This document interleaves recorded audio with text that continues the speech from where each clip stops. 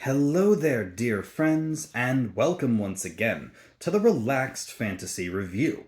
Today, we're going to be having a look at spellcasting, Druid spellcasting, the masters of primal magic.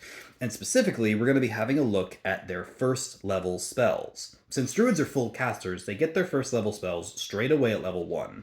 And for the first two levels of play, these are their ace in the hole spells. Normally you're using your cantrips, but every time you get in a real bad situation or you need some extra powerful magic, you'll throw out one of these first level spells, burn a spell slot, and save the day. But which spells should you pick? Druids have a rather limited spell choice, so I've picked out a top 5 for today. Starting at number 5, we have Fog Cloud.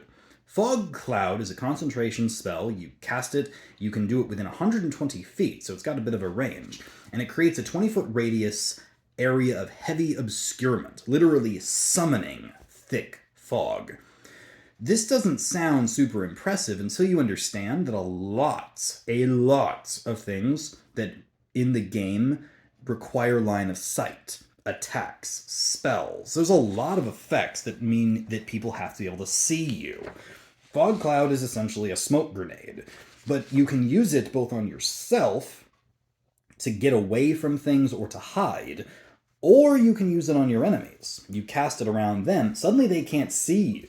Meaning, you can't see them either unless you have some sort of true sight, but you can't be seen by them. This means that any attacks they put against you have disadvantage. It's great for escaping, great for hiding, and it lasts for an hour in the event that you need it to last that long. I say it's a decent pickup. Then at number 4 is Absorb Elements. This is a defensive spell. You use it as a reaction. Anytime you're hit with an elemental attack, think about the classic dragon breaths: fire, cold, lightning, acid, poison, those sort of things. If you're hit by an attack that does one of these damages, you can use your reaction to have resistance to that damage, which basically means you have the damage. It's a nice defensive capability if you're caught in an AoE or if someone is hitting you with a really powerful elemental attack. Absorb Elements. It also has a secondary effect where the next time you make a weapon attack after you've absorbed the elements, it does extra damage with that element. That's a little more niche, considering that if a creature is breathing fire on you, it's likely to be resistant to fire damage. And druids don't attack with weapons that often, but all in all, I would say that just its defensive capabilities alone make it worth picking up. Then at number 3 is Fairy Fire. Fairy Fire is a great party buff. Here's how it works. You designate an area nearby, and you set off a light spell effectively in the area. Once you have set off that spell, the creatures within it have to make a dexterity saving throw, or they get marked by the light. They have an outline, which means they glow in a color of your choice. This means that every attack against them, as long as you maintain concentration on Fairy Fire, has advantage. This is amazing for martial classes, so it's a really helpful buff to your party to buff their attacks. It also stops the creature from being invisible. I mean, technically they can still be invisible, but they're outlined in light, so you can see them just fine. So Fairy Fire not only debuffs enemies, but it helps your allies attack, and it's one of the greatest first level spells for combat. Then at number 2, you have Healing Word. Healing Word is the best healing spell in the game, especially at these low levels, because it only takes a bonus action and can be done at range. You simply speak a word to someone within 60 feet of you, and they take 1d4 plus your spellcasting modifier in healing. This matters because if a creature has 0 hit points, they're making death saves and they're on the ground, not helping you out.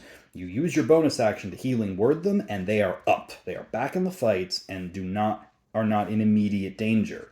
Obviously, it's not a lot of healing, but it doesn't have to be. If you have 1 hit point, you can do all the stuff you can do if you have full hit points. You just got to be a little more careful not to get hit.